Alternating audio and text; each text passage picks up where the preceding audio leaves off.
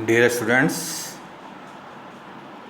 हम ऑडिटिंग विषय में ऑडिट प्रोग्राम के बारे में पढ़ रहे थे। आपको बताया था ऑडिट प्रोग्राम क्या है। एक अंकेक्षणकर्ता की एक विस्तृत योजना है जिसके अनुसार वह अपना अंकेक्षण कार्य प्रारंभ कर समाप्त करता है। जब अंकेक्षणकर्ता अपनी योजना के अनुसार कार्य करता है तो कार्य के दौरान वह कुछ पेपर्स तैयार करता है, कुछ पेपर्स प्राप्त करता है, कुछ सूचनाएं प्राप्त करता है, उनको कहीं स्थान पर लिखता है या उनके कुछ रजिस्टर तैयार करता है। इन सभी सूचनाओं के आधार पर वह कुछ इनको हम ऑडिट वर्किंग पेपर में विभाजित कर सकते हैं, इनको ऑडिट एविडेंस के रूप में भी देख सकते हैं और कुछ ऑडिट एविडेंस के साथ साथ वह ऑडिट नोट भी तैयार करता है, जिसे नोटबुक कहेंगे।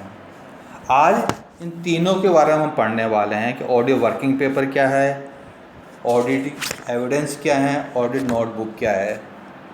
परीक्षा में सामान्य इन पर शॉर्ट नोट के बारे में हमसे क्वेश्चन पूछा जाता है, तो यदि इनको हम ठीक प्रकार समझ लेंगे तो शॉर्ट नोट लिखने की स्थिति में होंगे।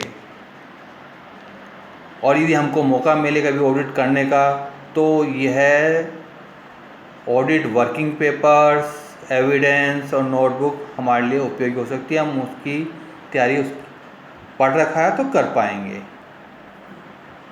सबसे पहले ऑडिट वर्किंग पेपर। ये ऑडिट वर्किंग पेपर क्या है?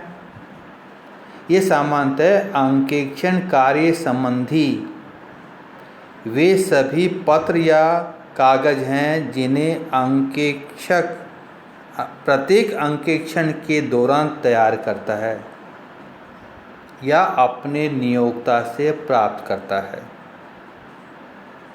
यानी एक अंकेक्षक अपनी नियुक्ति से लेकर अंकेक्षण कार्य की समाप्ति तक जिन पत्र, प्रपत्र, प्रमाण पत्र एवं प्रलेख आदि का प्रयोग करता है, इन सबको ही अंकेक्षण संबंधी कागज पत्र या ऑडिट वर्किंग पेपर कहते हैं। या इनके आधार पर वह वर्किंग करता ऑडिट की। यानी ऑडिट करने के लिए जिन जिन कागजों की आवश्यकता होती है, जैसे उसकी नियुक्ति पत्र, बिना नियुक्ति पत्र वो ऑथेंटिक व्यक्ति नहीं है, काम करने के लिए नियुक्ति पत्र की ज़रूरत पड़ेगी। जिस फर्म में वो जा रहा है तो उस फर्म के लिए क्या क्या उसकी विशेषताएं हैं वो प्राप्त करेगा। अंकेक्षण कार्यक्रम जिसके आधार पर काम करना है तो ये अंकेक्षण जो ऑडिट प्रोग्राम की कॉपी होगी वह उसके ऑडिट वर्किंग पेपर में काम आएगी। जो हमने नोटबुक तैयार की है वो नोटबुक आपके लिए अंकेक्षण वर्किंग पेपर रूप में काम आएगी।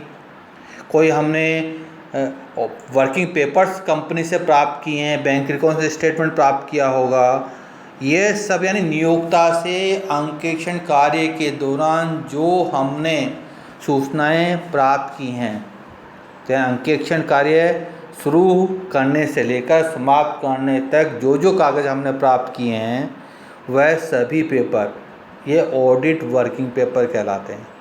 इनकी कोई लिमिटेड सूची नहीं बना सकते कि यही ऑडिट वर्किंग पेपर होंगे। ये व्यवसाय की प्रकृति पर, अंकेक्षणकर्ता की कार्य पद्धति पर, अंकेक्षण कार्यक्रम या जो योजना हमने बनाई है उस पर निर्भर करेगा कि हमें किन किन ऑडिट वर्किंग पेपर की ज़रूरत है, कौन कौन हमने प्राप्त किए हैं। इन प्रपत्रों का एक मुख्य लाभ ये होता है कि जो ऑडिट वर्किंग पेपर हमने तैयार किए हैं वह हमारी सुरक्षा करते हैं। कोर्ट के अंतर्गत नियोक्ता से कभी विवाद होता तो उसके अंतर्गत कि ये काम आपने किन आधार पर किया, तो हम अपने बचाव में वह ऑडिट वर्किंग पेपर सामने रख सकते हैं। तो कोर्ट में या नियोक्ता से विवाद के समय इनका उपयोग किया जा सकता है। या हम किसी दूसरे फर्म में काम ऑडिट करना चाहते हैं तो पुरानी फर्म की योजना में जो वर्किंग पेपर आप प्राप्त किए हैं उसी प्रकार की योजना या उस योजना बनाने में हमारी सहायता मिल सकती है। किसी संदर्भ में इनका प्रयोग कर सकते हैं, रिपोर्ट की सत्यता के प्रमाण के लिए इनका उपयोग किया जा सकता है। तो इस प्रकार वर्किंग पेपर की उपयोगिता है। लेकिन एक बात ध्यान रखिएगा कि जो भी वर्किंग पेपर हमारे पास प्राप्त किए हैं या तैयार किए हैं हमने, वो पूर्णतः स्पष्ट होने चाहिए, पूर्ण होने चाहिए और रिलेवेंट उन पर इंफॉर्मेशन होनी चाहिए। ठीक प्रकार से उनको हमने मैनेज यानी सुरक्षित रख रखा है, उनका रिकॉर्ड ठीक प्रकार से रखा जाए और उन पर यदि आवश्यक टिप्पणी लिखनी है तो टिप्पणी भी हम लिख दें। एक क्वेश्चन सामान्यतः इनके बारे में प्रश्न उठता है कि इन ऑडिट वर्किंग पेपर काम समाप्त होने के बाद में स्वामित्व किसका होगा। नियोक्ता का स्वामित्व के अधिकांश कागज नियोक्ता से प्राप्त किए हैं, तो इनका स्वामी नियोक्ता के पास होगा, यानी काम समाप्त करने के बाद नियोक्ता को लौटा दें यदि नियोक्ता का स्वामित्व है। और यदि ऑडिटर का स्वामित्व है इन पर, तो ऑडिटर इनको अपने पास में रखेगा। तो इसके बारे में अक्सर विवाद चलता रहता है। तो न्यायालय ने एक निर्णय दिया है, इसमें एक Ipswich mills versus Dillon का एक विवाद है, Stokinski versus Bright Graham and company का, जिसमें ये कहा गया था कि अंकेक्षण के कार्य प्रपत्रों पर अंकेक्षक का स्वामित्व होता है, यानी अंकेक्षक अपने पास में इनको रखेगा। यदि कोई मूल प्रमाण पत्र प्राप्त किए हैं जिनको कंपनी की भी ज़रूरत है, तो वो मूल प्रमाण पत्र उनको लौटा देगा, उनकी फ़ोटोकॉपी अपने पास में रख सकता है। ये ऑडिट वर्किंग पेपर।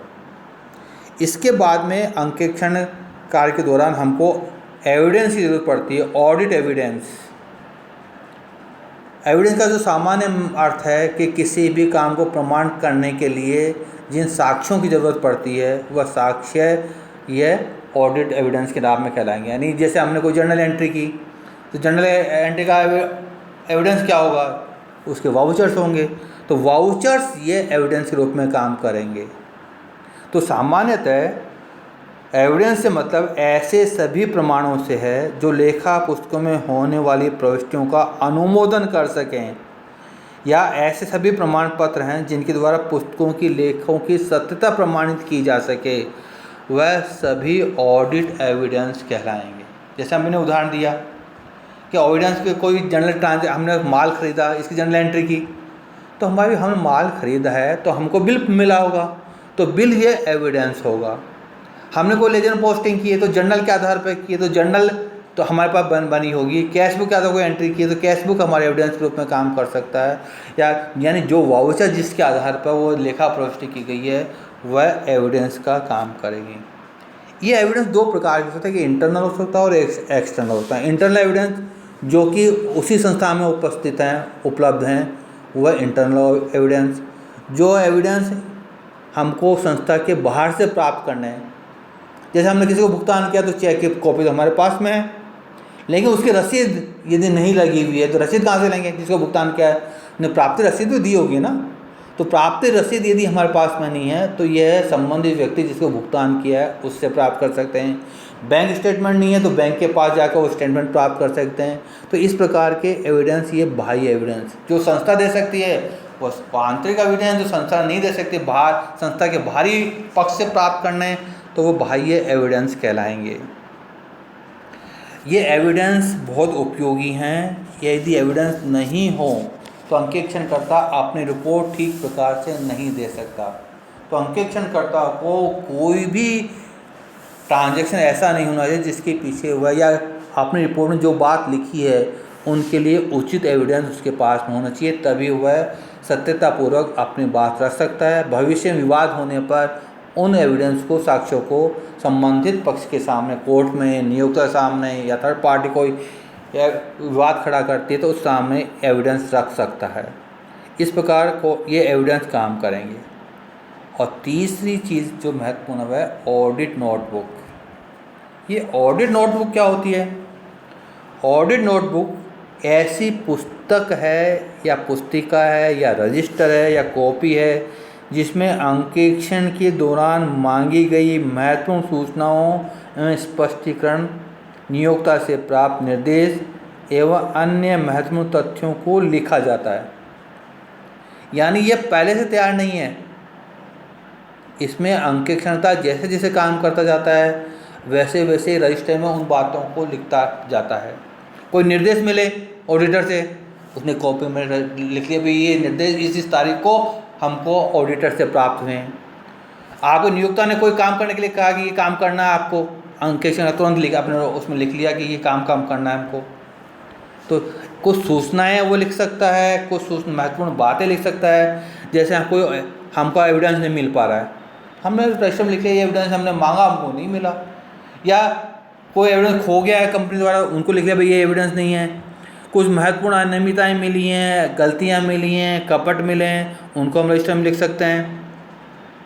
आंतरिक निरीक्षण अंकेक्षण या नियंत्रण में हमें कोई कमी मिली है वो लिख सकते हैं। कंपनी से महत्वपूर्ण सूचनाएं जो हमको नहीं मिली हैं वो लिख सकते हैं। जो सूचनाएं मांगी है उपलब्ध नहीं करवाई है वो लिख सकते हैं। कोई सुझाव हमारे पास है सुझाव लिख सकते हैं।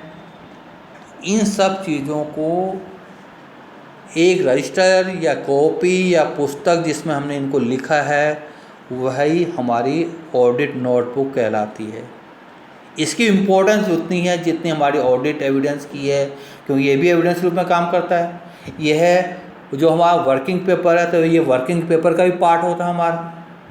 तो ऑडिट नोटबुक की वही लाभ हैं जो कि हमको ऑडिट नोटबुक या ऑडिट एविडेंस या ऑडिट वर्किंग पेपर से मिलते हैं। यानी कभी भी दिक्कत होगी, विवाद होगा तो वहाँ पर हम अपना पक्ष प्रमाण के सहित रख सकते हैं, यानी न्यायालय में प्रमाण के रूप में काम हो सकता है। भविष्य में अंकेक्षणकर्ता को काम करने में सुविधा के लिए मदद कर सकता है, रिपोर्ट देने में सुविधा मिलती है, काम करते समय सुविधा मिलती है। लेकिन यदि ऑडिट नोटबुक रखी हमने तो एक बात और ध्यान रखें, इनके कुछ नुकसान भी हो सकते हैं।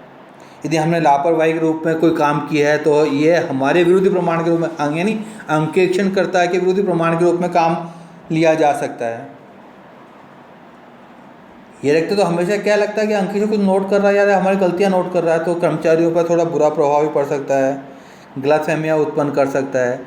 लेकिन ये सब यदि संबंध अच्छे हैं, हमारी नीयत ठीक है, ठीक प्रकार से हम काम कर रहे हैं तो इनका ज़्यादा दुरुपयोग नहीं हो सकता है। तो ऑडिट एविडेंस भी रखने चाहिए, ऑडिट नोटबुक भी रखनी चाहिए, ऑडिट वर्किंग पेपर भी रखनी चाहिए। यह सब अंकेक्षणकर्ता के हित में है। यदि ये तीनों प्रकार के पेपर रखे हैं उन्हें तो वह अपनी रिपोर्ट सही प्रस्तुत कर सकता है, अनेक विवादों से अपना बचाव कर सकता है। इन पर सामान्य जैसे पहले बताया हमको शॉर्ट नोट मिलते हैं और अच्छे नंबर प्राप्त कर सकते हैं। आगे फिर भी कोई कन्फ्यूजन हो ऑडिट नोटबुक के बारे में, ऑडिट एविडेंस के बारे में, ऑडिट वर्किंग पेपर के बारे में, तो आप मुझसे पूछ सकते हैं। वैसे मैंने इनके PDF नोट्स आपको भेज रखे हैं, एक बार उनको ज़रूर पढ़िएगा। जो वीडियो आपको लगातार भेजे जा रहे हैं, जो नोट्स भेजे जा रहे हैं, उनको आप ज़रूर पढ़िएगा। आपकी तरफ से अभी तक कोई ऐसी सूचना नहीं मिलती कि आप उनका उपयोग कर रहे हैं, किस सीमा तक कर रहे हैं, कोई प्रॉब्लम आ रही है क्या।